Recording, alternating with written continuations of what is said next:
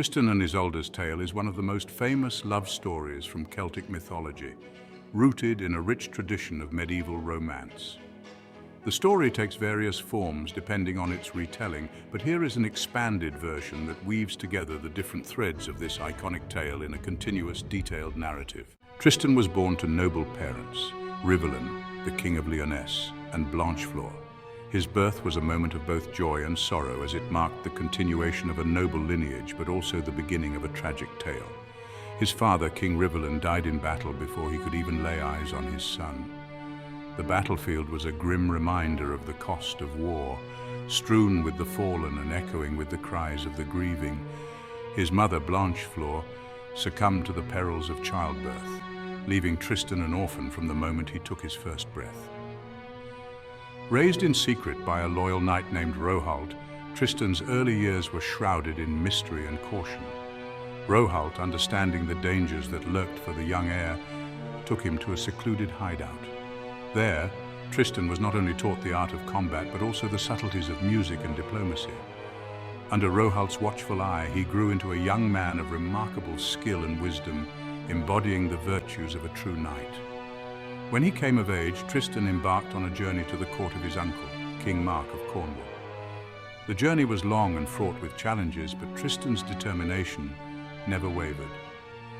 Upon his arrival, he was welcomed into the grand halls of the castle, a place that would soon become both a home and a battlefield for his heart and honor. Unaware of their blood relation, King Mark saw in Tristan a young man of great promise and valor. He took an immediate liking to him, bestowing upon him the honor of knighthood. Tristan quickly became one of the most trusted and respected knights in the court, his reputation growing with each passing day. However, the peace of Cornwall was soon threatened by an Irish warrior named Morholt, who demanded tribute from the kingdom. The people of Cornwall lived in fear, their future uncertain, as Morholt's demands grew more insistent and his threats more dire.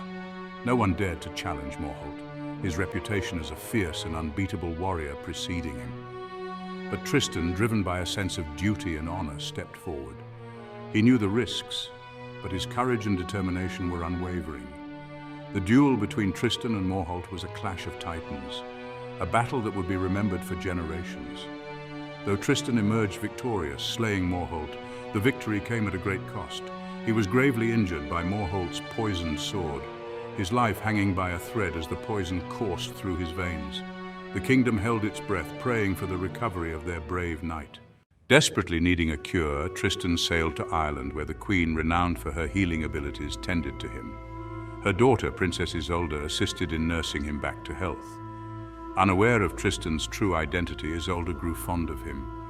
Tristan's charm and talents in music won her over, but once healed, he left Ireland and returned to Cornwall. Later, King Mark sought to marry a queen of beauty and nobility. He desired a union that would not only bring him personal happiness, but also strengthen his kingdom's alliances and ensure a prosperous future for his people. The search for such a queen was not an easy task, as he wanted someone who embodied grace, wisdom, and the ability to rule alongside him. Upon receiving a golden lock of hair from Isolde, he decided she would be his bride and sent Tristan to Ireland to bring her back. The golden lock was a symbol of her unparalleled beauty and noble lineage. Tristan, a loyal knight and nephew to King Mark, was chosen for this important mission due to his bravery and unwavering dedication to the king. The journey to Ireland was fraught with challenges, but Tristan was determined to succeed. Though Tristan harbored feelings for Isolde, his loyalty to King Mark was unshakable. He knew that his duty to the king and the kingdom came before his personal desires. As he traveled, he often found himself lost in thought, contemplating the complexities of his emotions and the path that lay ahead. The weight of his mission was heavy, but his resolve remained firm. In Ireland, Tristan revealed his identity as Morholt's killer, which initially angered Isolde and her family. Morholt was a revered warrior, and his death at Tristan's hands had left a deep wound in their hearts. The revelation brought tension and distrust, casting a shadow over Tristan's mission. However, Tristan's honesty and courage began to slowly change their perception of him. However, through diplomacy, they forgave him, and Isolde was promised to King Mark. Tristan's skillful negotiation and genuine remorse for the pain he had caused played a crucial role in mending the rift. Isolde, recognizing Tristan's noble intentions and the importance of the alliance, agreed to the marriage. The agreement was sealed with a solemn promise, and preparations for the journey to Cornwall began. Before leaving for Cornwall, Isolde's mother gave her a love potion, instructing her to drink it with her new husband on their wedding night, to ensure they would love each other forever. The potion was a powerful elixir, crafted with rare and mystical ingredients believed to bind the hearts of those who consumed it. Isolde's mother, understanding the challenges of an arranged marriage, hoped the potion would guarantee a harmonious and loving union. As Isolde prepared to leave her homeland, she carried the potion with her, a symbol of her mother's love and hope for a bright future with King Mark. During their voyage to Cornwall, fate took a cruel turn. Tristan and Isolde, unaware of the potion's power, accidentally drank it. Instantly, they were consumed by an intense, uncontrollable love for each other. Bound by this magical bond, their love grew stronger despite knowing it was forbidden. Once in Cornwall, Isolde married King Mark, becoming his queen. Though she played her role, her heart truly belonged to Tristan, and the two continued to meet in secret, unable to resist the potion's power.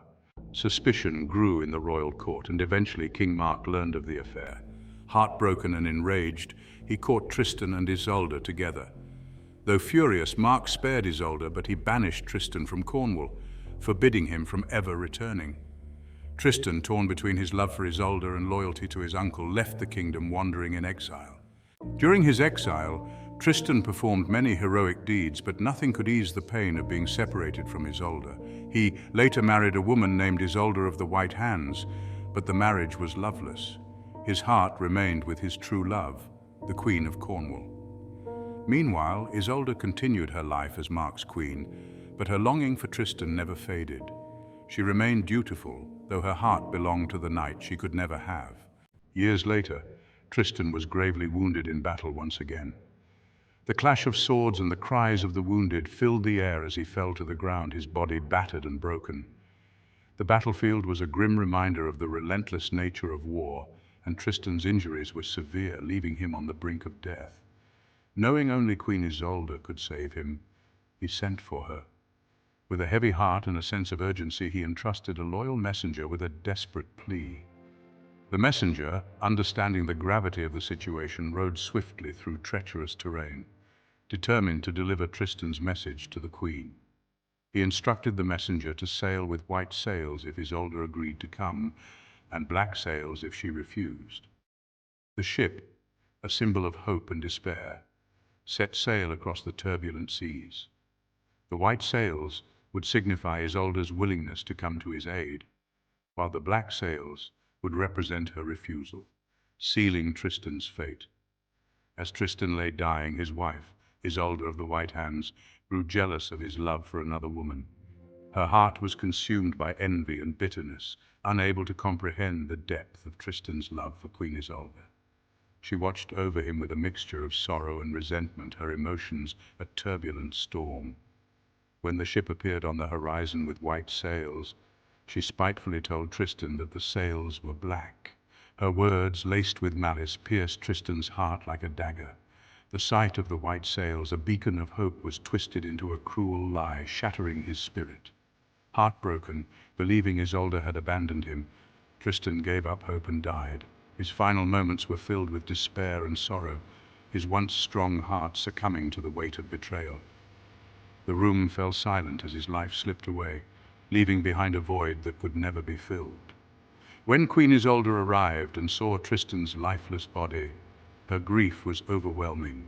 She had come as quickly as she could, her heart filled with hope and love, only to be met with the devastating sight of her beloved lying still and cold. Her cries of anguish echoed through the walls, a testament to the depth of her sorrow. She collapsed beside him, kissed him one final time, and died of a broken heart. In that final embrace, their souls were united in death, a tragic end to a love that had defied all odds. The room, once filled with the promise of life and love, now stood as a silent witness to their eternal bond. The love story of Tristan and Isolde, marked by passion, betrayal, and tragedy, became one of the most celebrated romances of the Middle Ages. Their tale, rooted in Celtic legend, symbolized the powerful and often destructive nature of love, inspiring countless adaptations in art and literature. Though their love brought them only sorrow, it remained pure and eternal, a testament to the power of love that transcends all barriers.